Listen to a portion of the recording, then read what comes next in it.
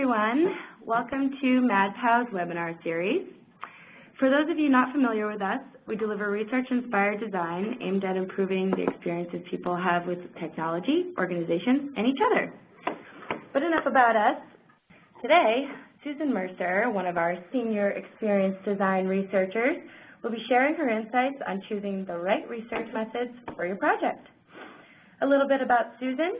After starting a career in geophysics, Susan discovered that she enjoyed visually communicating her data more than she did the science. She has nearly 20 years of experience in user experience, working both as a consultant and in-house designer and researcher. She has worked in a variety of fields, including healthcare, financial services, education, and business services. She also has years of experience using various research methods from interviews to contextual inquiry to collaging. Susan recently completed her MS in Human Factors and Information Design at Bentley University and is now a senior, as you know, experienced researcher at Mad Pow. Her particular areas of interest are in research moderating techniques, qualitative research methods, and researching for behavior change. A little bit of housekeeping here. At the end, there'll be 15 minutes for Q&A. Feel free to put the questions that you have either privately to webinars or to Susan. We will be answering everything at the end, like I mentioned, for about 15 minutes or so. Also, the slides and the recording will be available within a couple of days. We'll post that on Vimeo, also on our site. We'll tweet about it. Which brings me to my next point. We are live tweeting today as well. We'll be using the hashtag MadPow. Feel free to tweet any comments, questions, anything you'd like to share as far as your insights. We'd greatly appreciate it. Also, you can include, and if you would like, tweet to Susan Mercer herself. Her handle is at Susan A. Mercer. So any questions you have going on from there. So with that, I will turn it over to Susan. Enjoy. Thank you. Welcome, everybody. So I'm excited to be here talking to you about choosing the right research methods for your project. And I want to start with a quote that I'm sure all of you have heard about, that if the only tool you have is a hammer, you treat everything as if it were a nail. And that's common in user research. These days, interviews and usability tests have become very popular. And there's nothing wrong with those methods. They're just not always the best one for your particular situation. So my goal here today is to introduce you to some lesser-known methods and when they might be appropriate for you, and also provide you with a structured method to help you choose what the right method is for your particular situation. So what we're going to do today, I'm going to start by talking a little bit about the difference between market research and user research, because that's a question that we get a lot. Also want to talk about study goals, why that's important to understand what your goals are. Then I'll get into talking about a couple of different research methods. Don't have time today to talk about all of them, but I'll hit some of the key ones. And then we'll talk about that method for deciding which particular research method is best for your project. So starting about market research and user research, what's the difference? It's a question that I get a lot of times, particularly because we often use some of the similar methods. We may use interviews and focus groups and surveys, but we have a different focus. With marketing research, the focus is really on understanding people's preferences, attitudes, purchasing behaviors. Essentially, what is it that they want to buy? With user research, we focus differently on actions, how they use things, what the context is in which they use it. We focus on what it is that they're going to use. So marketing research may help you decide which product is the best one for people to purchase, but then we have to figure out how people are going to use it so we can design it appropriately. And then there's also a lot of methods that are just kind of in between. There are things where we use to measure engagement or usefulness or emotional reactions that I'll talk about that are somewhere in between. But I want to start with talking about the goals for your particular study. You know, not only do you have to understand what method to use, but you have to know what question you're asking, because if you're asking the wrong question, you're not going to get the right answer. So it's really important to take a step back and understand what your goals are for your particular research. Are you trying to understand, is this a particular area of interest for folks? Might something be useful to them? Are you trying to understand how easy it is for them to do something? You know, your goals are really going to progress as your project progresses, from the beginning concepts of a product to when you're actually getting a release out there.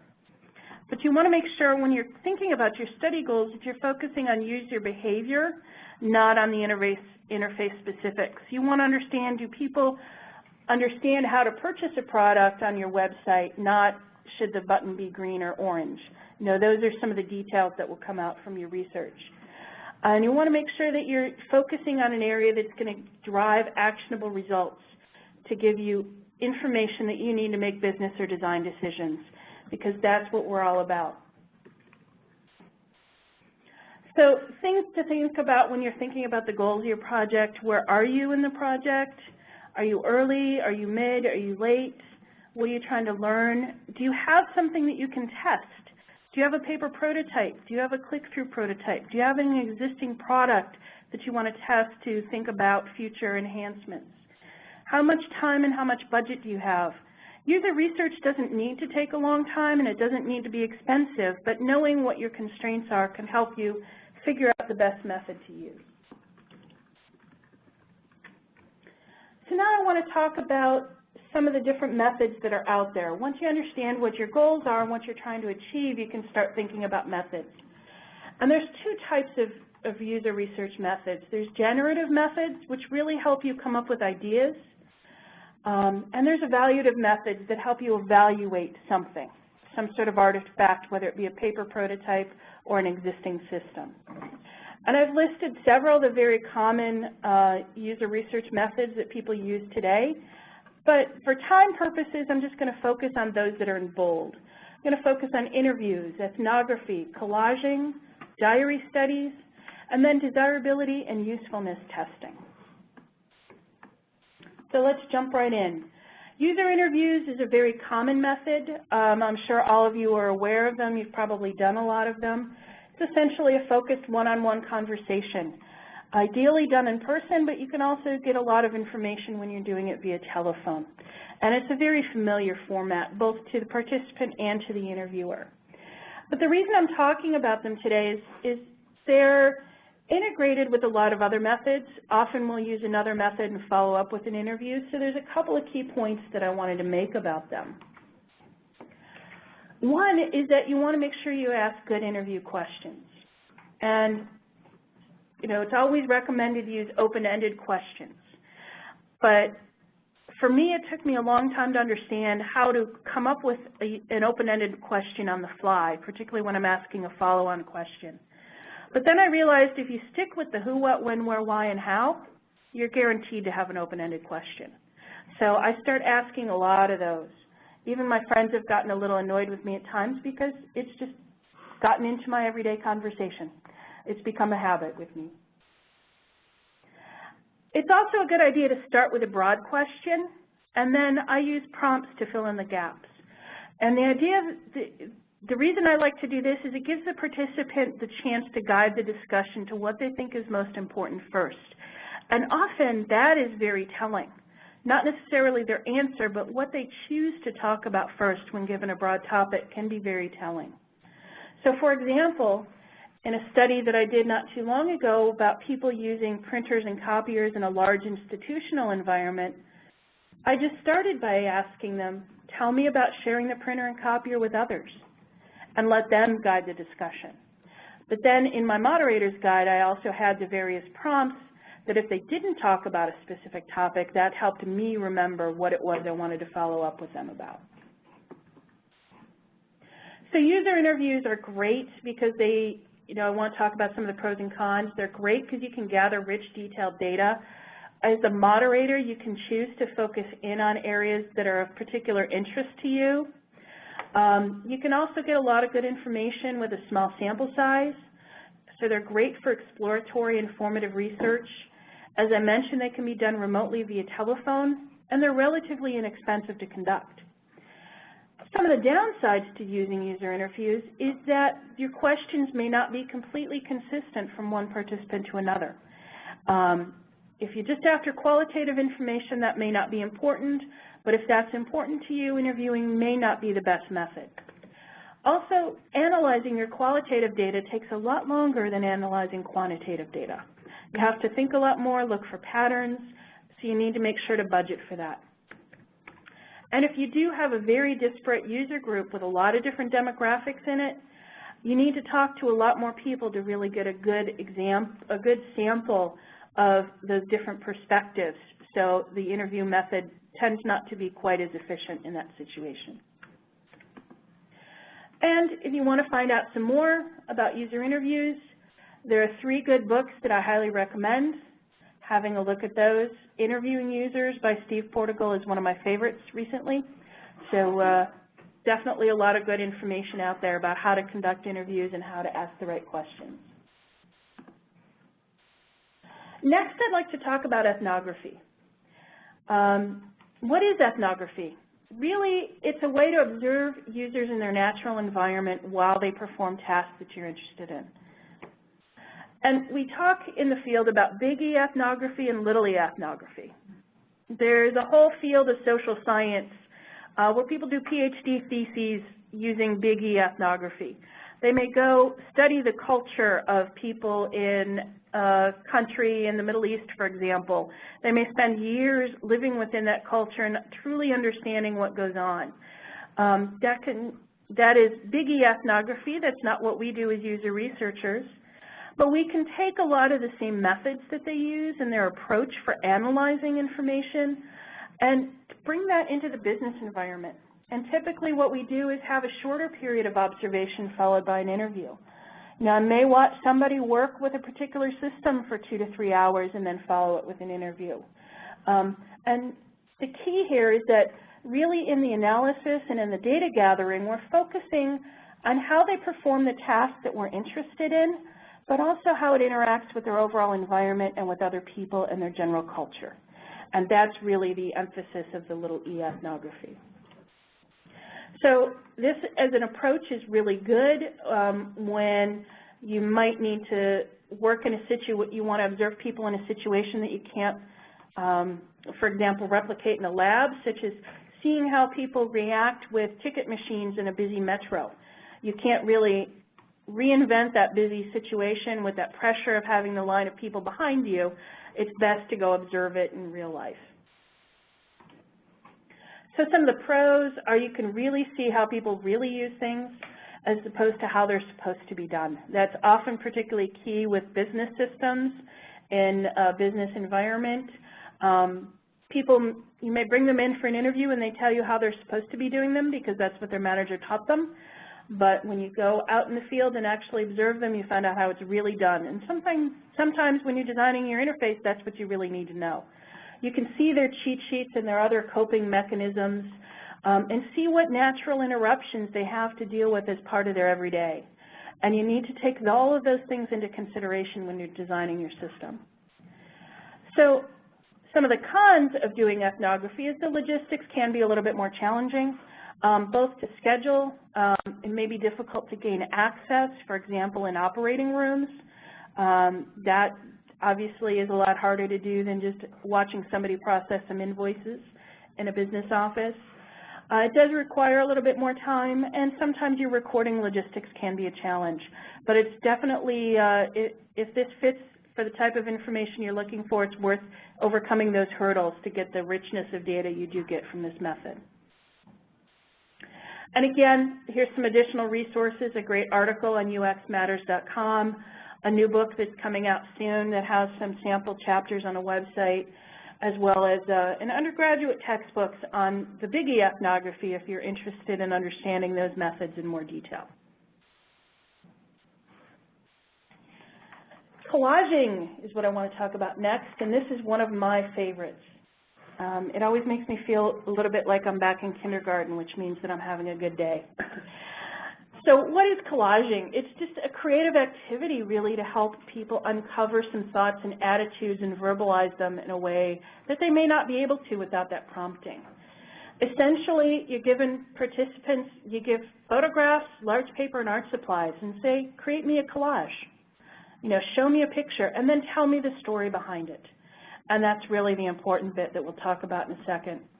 These can be done one-on-one, followed by an interview, or it can be done as an activity to kick off a focus group and to really get some ideas flowing. At times, it can make some participants conscious of their lack of creative skills, but usually they get over that within a couple of minutes. But the key is that storytelling, because that's where you're going to understand the richness of what it is that they're trying to communicate to you. So the first thing to do is to collect your materials. I typically try to get about 100 to 200 different photographs. The challenging part is that you want to get the same photographs for each of your participants. So you do need duplicate copies there. And you want to make sure that you have a variety of photographs, some that relate to your topic and some that have nothing to do with your topic. You don't really want to constrain them too much. You want to give them the freedom to communicate what it is they need to. Then define the focus. And here it's a little key to make sure that you don't get too focused on your focus. For example, I did a collage about saving energy. And my initial draft, the question I asked them was, what do you do to save energy? But then I realized there are some things that people don't do about saving energy, and I wanted to learn about those as well. So I broadened the focus to what does saving energy mean to you, and I got a much richer set of information, including information of what they don't do and why, and that was just as important. And then you ask them to create the collage. I typically time box it to about 15, maybe 20 minutes, depending. You want to give them enough time to be creative and to communicate, but not too much time that they get focused on perfection, because it's not about perfection. And the most important bit is to have them tell their story. Now, I look at this as a collage that I did as part of a research project, and I look at it right now, and I could remember bits and pieces of it, but the real key thing is to look at the richness of the detail of what they wrote in there. They drew some things. I have that transcript of the story they told me, and that was the important bit. Because in this particular case, I had some images that different people used the same image in their collages, but they meant very different things to one another.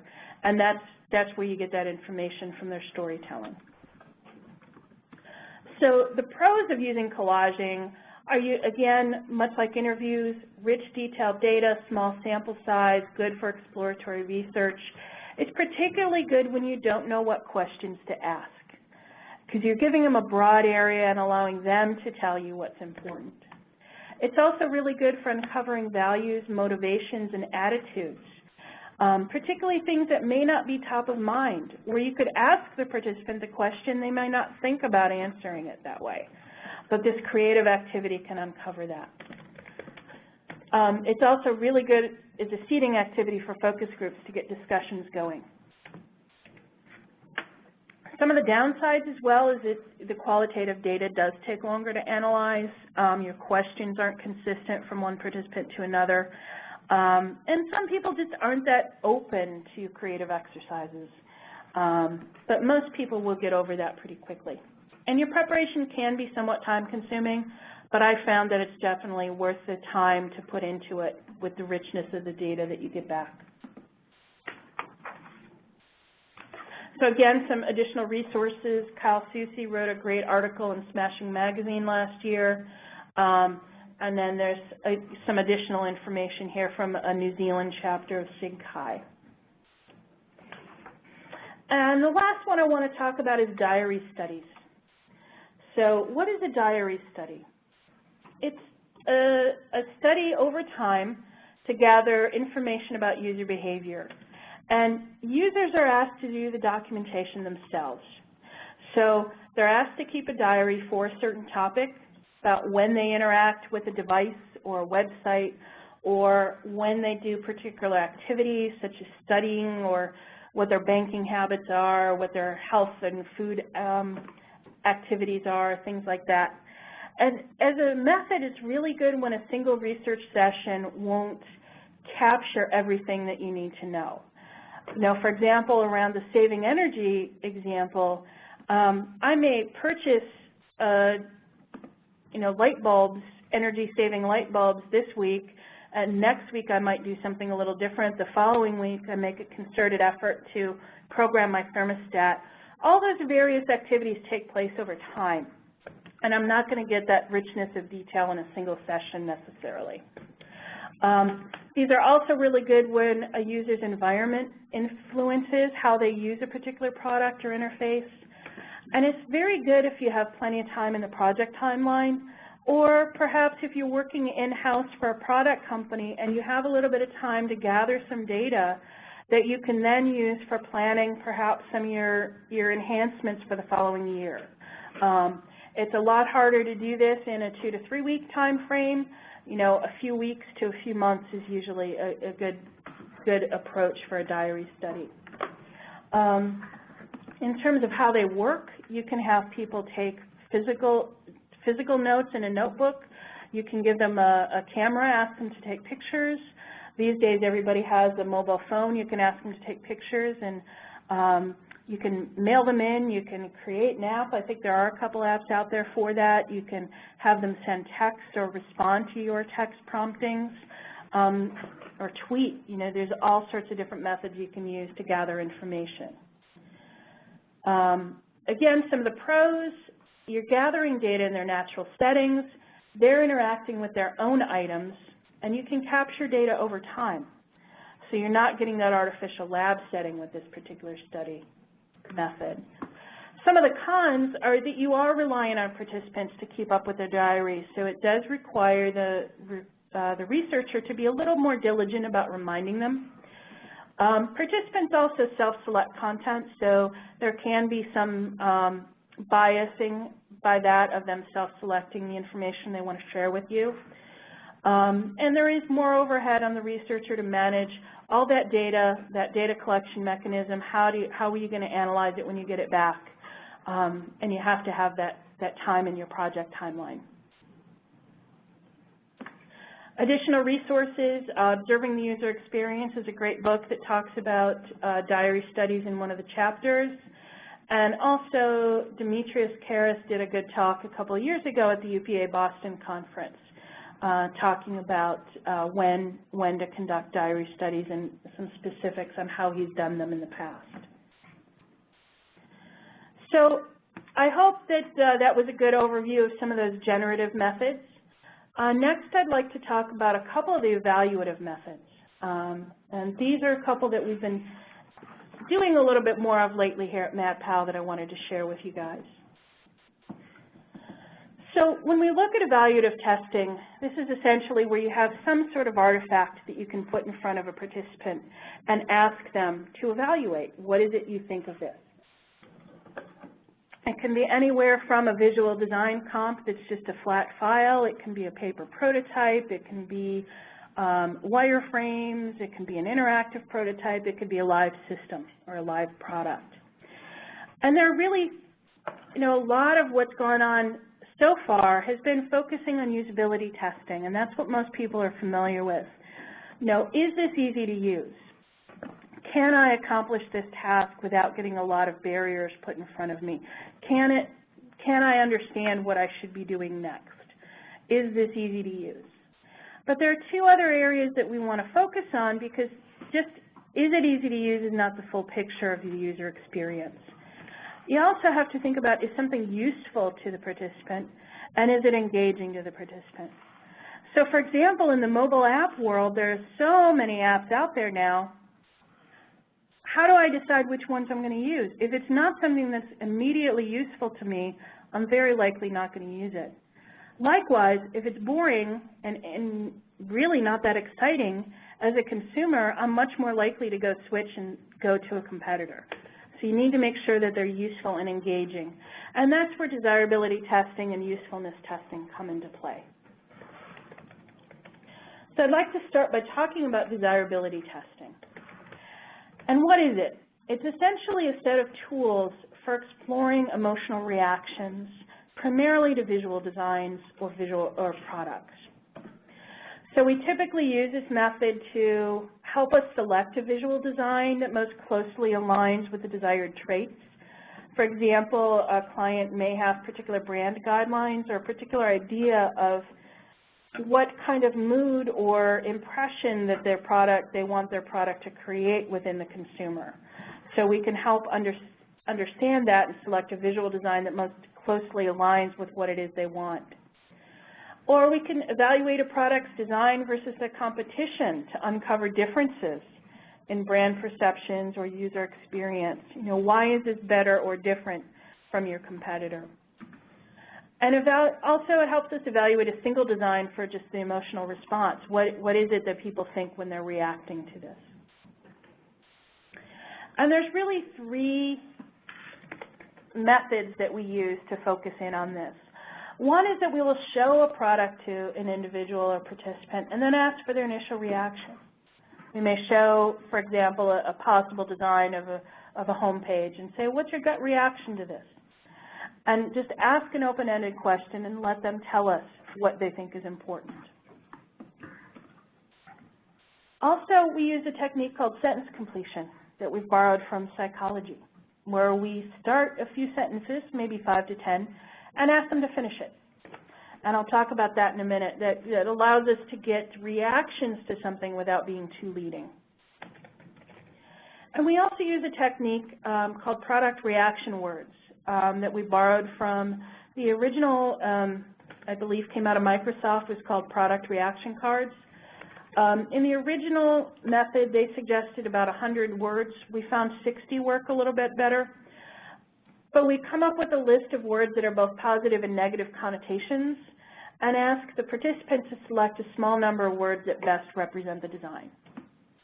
And I'll talk about that a little bit as well. So the sentence completion I really like because this allows me to gather focused feedback without being leading.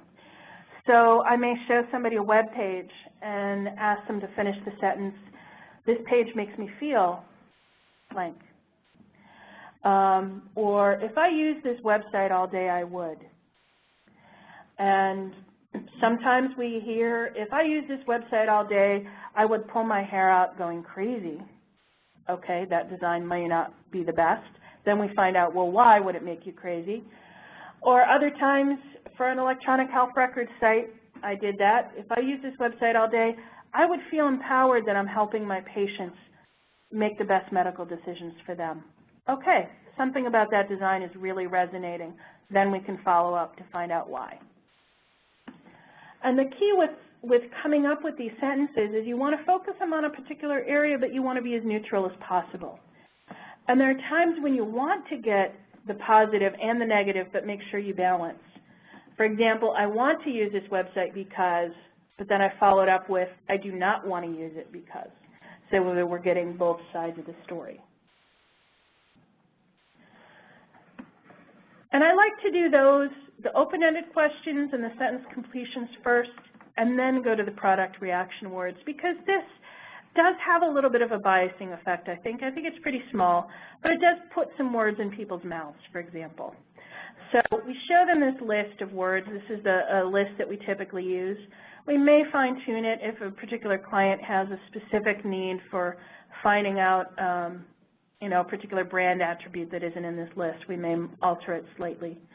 But then we ask them for a small number of words that best fit the design. And you may think that the results would come all over the board, but actually we end up finding a lot more clustering than you may think.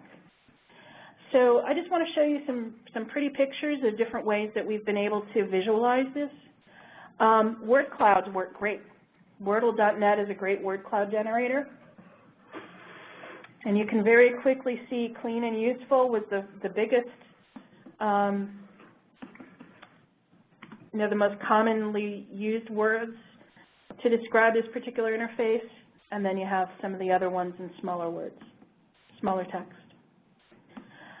Another visualization that we've used in this particular case, we were interested in looking at the differences between customers and non-customers and their reactions. Here we color-coded. The green were positive connotation, the orange were negative connotation.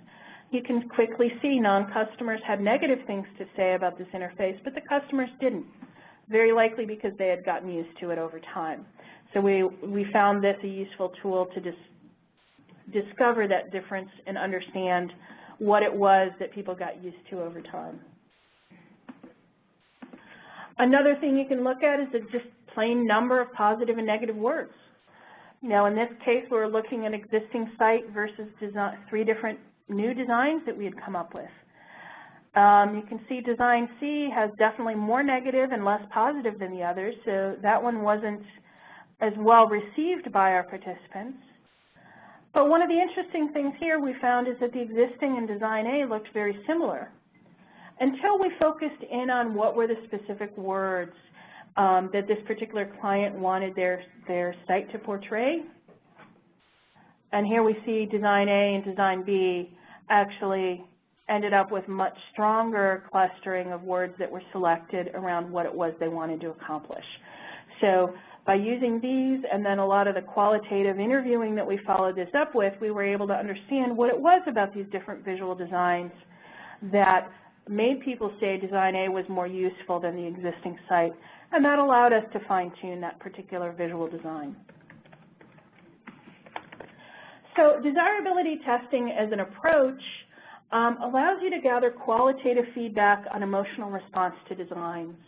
And one of the things I like about using the product reaction word methods is it allows you to have some level of quantitative measurement about emotional reactions. But I want to caution you that they should be used carefully, because again, we're typically working with very small numbers here. They're not statistically significant. It's very easy to just say, oh, this had more than that one, take it. But you really want to also look at, well, what did your interview questions and your other qualitative data say behind it? Very often they're telling you the same story and they're telling you the why behind what you observe with the words. The cons to this approach is the use of those adjectives can introduce some subtle bias. That's one reason I like to use the open-ended questions first. And as I mentioned, relatively sample size, small sample size, and as the other methods, as I've said, the qualitative feedback can take longer to analyze than pure quantitative methods. Additional resources, the original article about the product reaction cards is out there, a great case study written by Michael Hawley on UX Matters, great presentation given at a conference a couple years ago, and then also there's a really good article out there about sentence completion. So now that we've understood, is something desirable, let's look at usefulness. And what do I mean about usefulness testing? Well, as I mentioned a little earlier, usability testing identifies issues that keep people from performing tasks, that get in their way. But usefulness testing really helps us evaluate the match between what they need and what we have to offer in our particular product. And again, it's a 3-step approach. We typically investigate how people do their tasks today. We have them use the system or the prototype or whatever it is we're testing, and then we ask questions about usefulness. So by asking questions in the beginning, we find out what works well and what doesn't today about how they do things. And a couple examples here, if it's a business-to-business system for ordering equipment and supplies from XYZ Co., tell me about your order process. What do you order? How do you determine this? Probe for the various information that you need to get. Or in a consumer app, what happened the last time you felt you resolved to eat well SAG? So maybe we were looking at behavior change here, and to figure out how is it that we can help people get back on track, we'll find out what worked for them in the real world in their recent history, and find out what didn't work as well. Then we show them the product or the prototype, and I typically watch for some particular types of reactions. They may say, wow, this would really make it easier to do something, or I don't like this. It would take me too long. So watch for those usefulness type comments. Also, I watch for the neutral reactions, be, I guess it's okay. Well, why? You know, might this help you? Might this not? What is it that you're not really reacting to that you think it's only so-so? But also, as you look at these reactions, be wary of the, well, this isn't how we do it today type comments, because often when new technology comes out, processes need to change as well. And it may not be how you do it today, but if you can find out why something won't work, that can often help you figure out, well, how to design it for that situation so that it will work. And then after going through the prototype, at the end, I try to follow up with some questions about, so how do you think this might work for you? You know, what are your overall impressions of this? Based on what you saw today, how helpful would this be to you? What could we do to make it more helpful to you? Those types of questions will really get you some good insights into, is this really going to be useful to them or not? And for additional resources, my colleague Dan Berlin did a presentation a couple years ago at UPA Boston talking about this topic, so you can find out that information on SlideShare as well. So now we talked about a bunch of different types of research methods. There are others that are in your plate, you know, on your plate already. You know, the usability testing, maybe you have some eye tracking, you know, maybe you have a survey that you've done. Thinking about all these various methods, how do you decide which one is right for a particular situation? So as I mentioned early on, you have to make sure you know what you're trying to get at. What is it you want to learn? What are you going to do with the information you gather? What kind of decisions do you need to make? And also know who's going to be making those decisions and what information do they need. Do they need just a qualitative feedback, a qualitative guide on what it is that's going on, what are the issues, is this going to be useful, or do they need large numbers? Do we need to look at a sample size of, you know, 300 to 500 for a survey, for example? What does the business need to move forward? And know your constraints. You know, what's your timeline, your resources, your budget? What is the access that you have to your end users? I've certainly worked in situations where that's been a little difficult to do, so we've had to choose particular methods that just maximize the amount of information we can get out of somebody in a particular time frame. Take all of those things into account. And then I'm going to show you a methods chart. It's the magic methods chart. It's like the magic 8-ball. You put everything in there and the answers will become clear. I wish it were quite that easy, but this does help a lot. Essentially, I just make a matrix. I make a table. I may use Excel. I may use Word. But down the left, I put what each of the methods. Is it an interview, a focus group, a survey, usefulness testing, desirability testing? And then I list the pros and cons. But you don't want to just copy and paste them from the presentation I've given you today. I want you to think about what are the advantages or the disadvantages of this method for this specific project. That is where you're going to understand what's going to work for you in this situation or not. And then based on those, you can decide, is this a candidate? Is this something that might work for this project? And once you get your full list, then you can look at it and decide what you want to do. So here's an example. In this case, I looked at interviews, focus groups, and a survey. And in my particular situation, I needed a broad geographic sample. And I wanted some qualitative, rich data. So interviews worked very well because I could do interviews via phone for everybody across the U.S. I could get a broad geographic sample. Whereas if I worked for focus groups, if I went for a focus group as my qualitative method, I would have had to do several focus groups around the country, and that would have an impact on time and budget. So those are things to think about. However, my client also really needed large numbers. So just doing interviews, as you see in that cons column, that wasn't going to cut it.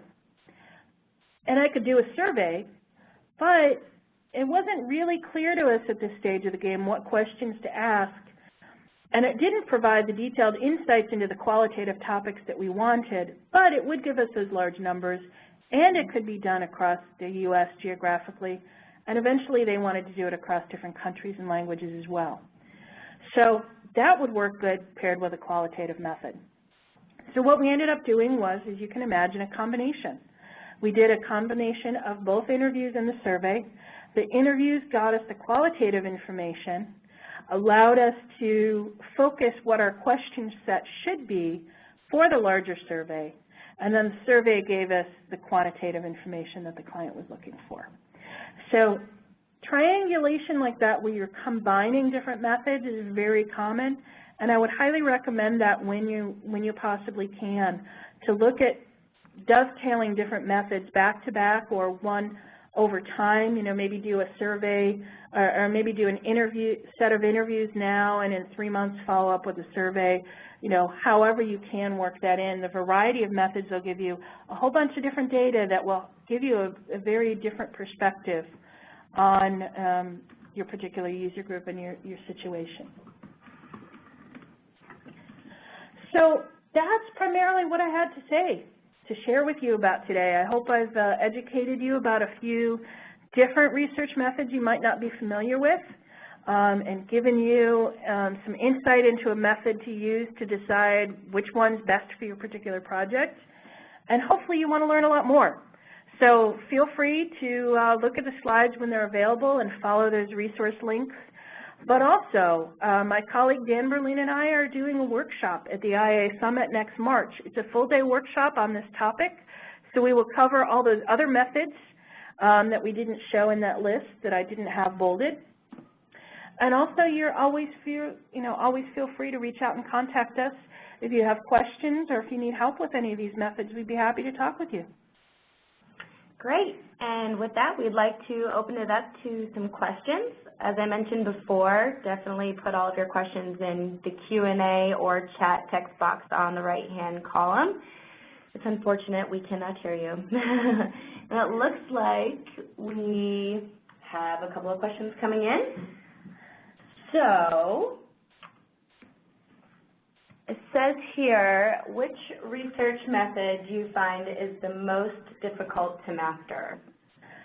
Oh, which is the most difficult to master? I think from my personal experience, I found the interview actually the most difficult to master. The emphasis is the mastery.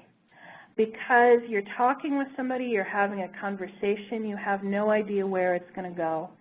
And when I first got into the field, I figured, oh, I'll just write up my list of questions, ask them the questions, and that's easy.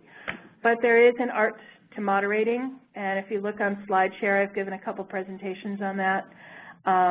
So practice, practice, practice is really what it is. But once you get it down, it becomes second nature. Great. Another question, this is kind of situational based, or we have a study coming up on an iPad app. The context of tablet usage could be much more diverse than at home or an office. We want to find a place to do the study other than the lab or conference room to have a neutral noise disruption. Where would a good place be to run the study? Any recommendations? Basically, my understanding is it sounds like you want more of a naturalistic environment. You know, what is it going to be like to use a tablet when you're actually out and about and using a tablet while you're mobile, like most people do?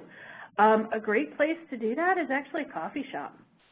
You know, we've done a lot of studies in coffee shops. We've done studies in train stations. We've done studies, I suppose you could do it on the T as well, on the train or on a bus. The key, though, is, you know, it works a little bit better when you're in a specific situation, like if you're at a specific coffee shop. I would just make sure to, you know, let the management know what you're doing, make sure they're okay with it. Usually they don't care, particularly if you're going to give your participants a gift card to use at that coffee shop. That's a great way to build some good karma with that particular coffee shop owner, as well as provide something back to the participant for the short amount of time they do spend with you. But you can definitely get some noisy situations and real-life situations there. Great. For collaging, what resources do you find most useful for finding images? Oh, images, you can do all sorts of things. There are a lot of stuff on the internet you can search for and use. I did that for the particular collage that I showed where we were doing saving energy. I actually found magazines quite helpful. So I went to a very large bookstore that had a large variety of magazines, and believe it or not, there's a magazine for everything you can think of in the world. So I found about 3 or 4 different magazines about saving energy and cut and paste images, basically cut out images from those and did color copies, and that worked great. But then I combined that with general images that I just found via the web. I don't have a particular site. I just use Google search. Great. What is the best way to integrate your research methods into an agile process? Research and agile, this is always a good question. There's a variety of things. I've done it both ways. You can either have your research be outside of the sprint and then feed into a later sprint, which in my personal experience, that tends to work a little bit better. So for example, I might have developers, they might be working on some back-end functionality that we know we're going to need, some core things to make it work, while I do some upfront research that then will feed into a later sprint that goes in where we actually do the detailed design and then get that into the development queue. Also, sometimes in the past, I've worked in specific sprints where we do usability testing. We may have 2 or 3 sprints to develop a particular feature, and then the next sprint may do some usability testing, and then the following sprint will make some tweaks to the feature based on what we found. So it really depends on your situation and what lines up. Great. Great questions coming in here. How do you combine different design research methods together? You mentioned combining interview with survey. This is a combination of qualitative and quantitative. Do you also combine them based on what kind of information they are good at gathering? Yes, sometimes we do that. For example, when you say combining, it depends on whether you're combining them in a specific study or sometimes we string them along on the same project. Now, I may start with usability testing of an existing app, for example, to understand what some of the key issues are. That would lead into some redesign efforts for some wireframes, and then we do a visual design, and then maybe I do some desirability testing on just the visual designs. So that's one way where we've dovetailed different activities throughout a project. Or sometimes, you may do collaging followed by an interview, and you may also have some survey questions you want to get answered at the same time. While you have that participant there, there's no reason that they can't just answer a short survey too. So it really depends on what it is you're looking for and where you are in your process, but you can combine most of these. Great. For user testing of websites, have you found that the hardware used bias results? A tablet is an easy way to give access to sample participants, but at-home desktops or laptops are used. Yes, so we've recently started doing a lot more responsive web designs, and what we try to do in our usability testing there is test various different devices. So you're right, your testing on a tablet is going to give you different results because your experience is different than if you were testing on the laptop. So my advice is to try and test on all of those if you can. If you can't, then try to go with the minimum. Maybe try on your tablet and optimize for that. Or if you have an understanding of what you think your particular audience is going to use more.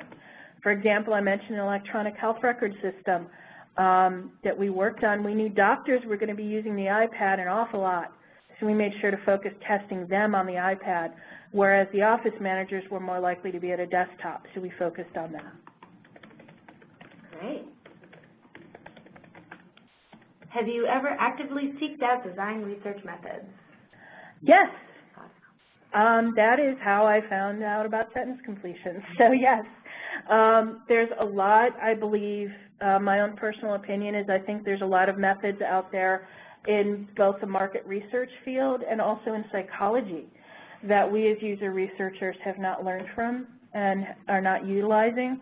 So that's actually one of the things that I like to do. You know, my area of focus is qualitative research. So I like to go out there, use Google Scholar and my other scholarly accesses to research articles in libraries and find other methods that I think would be appropriate for us. Great. Well, it looks like that is all for questions. As I mentioned before, if anyone has any additional questions, feel free to reach out to Susan or webinars@madpow.net.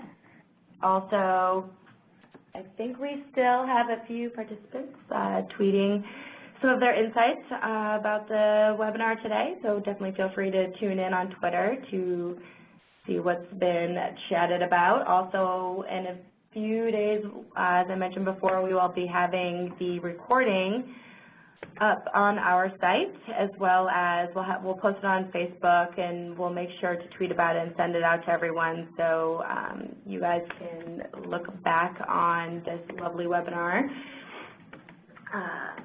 And as Susan was mentioning earlier, if you have any questions, if you want Mad Pow to help you out with this, we would love to get a phone call or an email with a new challenge for the researchers here.